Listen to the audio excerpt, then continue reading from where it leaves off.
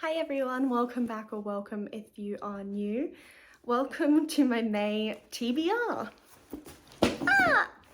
Okay, so I don't have as many books on my TBR for May, but that is mostly to do with the length of the books and not so much the volume of the books. I want to be realistic about this. I would love to put like 13 books on my TBR for this month, but the truth is it's probably not going to happen. So basically, I'm just going to go through my TBR with you, obviously. I'll read the blurbs so that maybe you can see if you would be interested in the books and we'll talk about them. So the first book I'm going to read, I actually started last night, but I'm like 12 pages in, so no big deal. This is Archangel's Heart by Nalini Singh. I believe this is the 9th Guild Hunter novel. This one is about Raphael and Elena, which are like our main couple in this series. So hopefully it should be good. We'll see. This one sounds like it's going to be a little bit different. It's also, because I'm 12 pages in, I know this, there's a 2-year time skip between this one and the last book. So that should be interesting to see like where all the couples in the universe are now. So the blurb says, one of the most vicious archangels in the world has disappeared. No one knows if Li Juan is dead or has chosen to sleep the long sleep of an immortal. But with her lands falling into chaos under a rising tide of vampiric bloodlust, a mysterious and ancient order of angels known as the Luminata calls the entire cadre together to discuss the fate of her territory. Accompanying her archangel lover Raphael to the Luminata compound, guild hunter turned angel Elena senses that all is not as it seems. Secrets echo from within the stone walls of the compound, and the deeper Elena goes, the uglier the darkness. But neither Raphael nor Elena is ready for the brutal truths hidden within. Truths that will change everything Elena thinks she knows about who she is. Nothing will ever be the same again.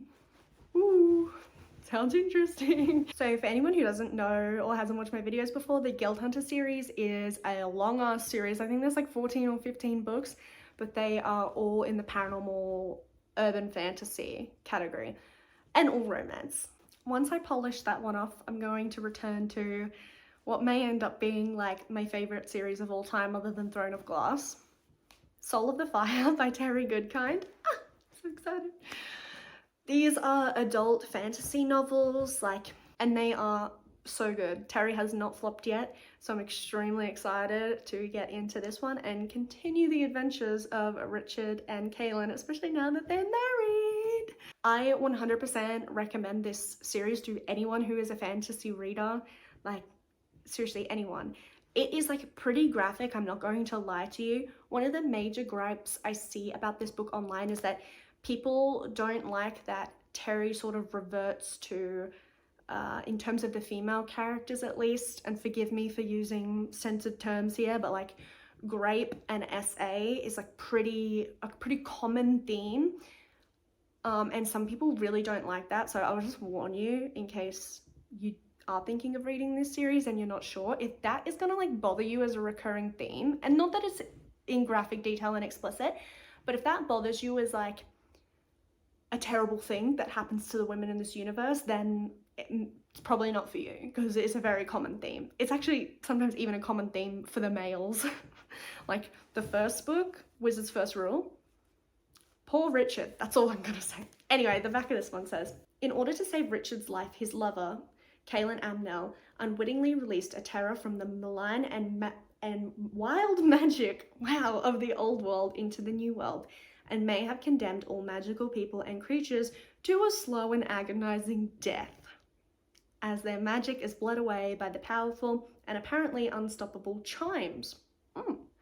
The chimes now run free in the Midlands, and Richard and Kaylin, powerful in their own right, begin to see their own magic undermined, leaving the people of the New World vulnerable to the enroaching evil Darken Rahl, first unleashed in Wizard's First Rule. Great, Darken Rahl's coming back.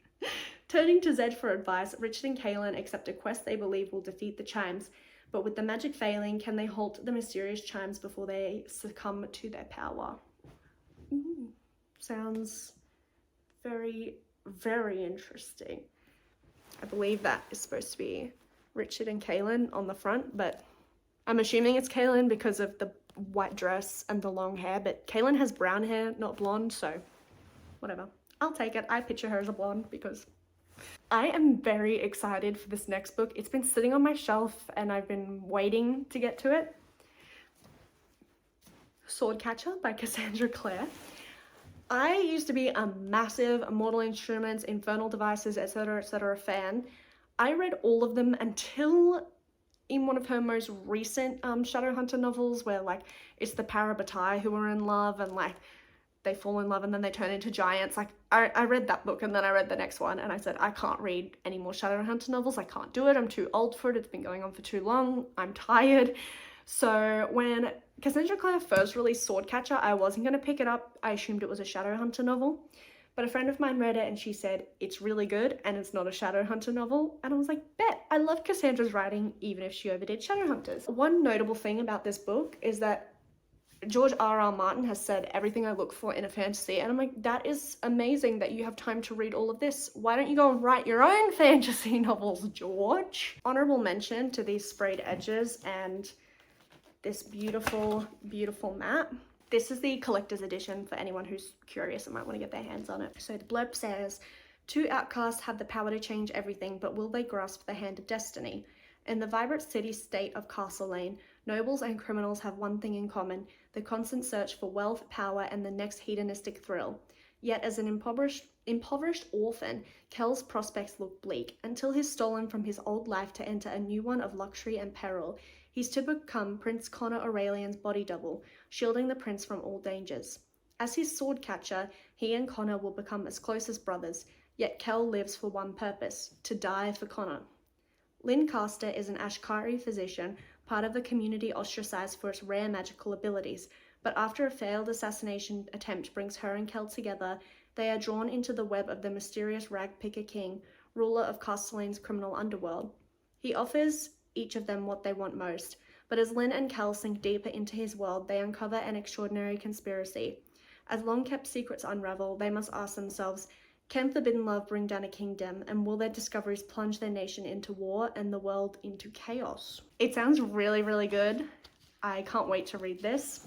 It'll just be nice to read Cassandra Clare again for old time's sake, and I really hope this is something that I can enjoy, but I will let you know. I love fantasy, what can I say?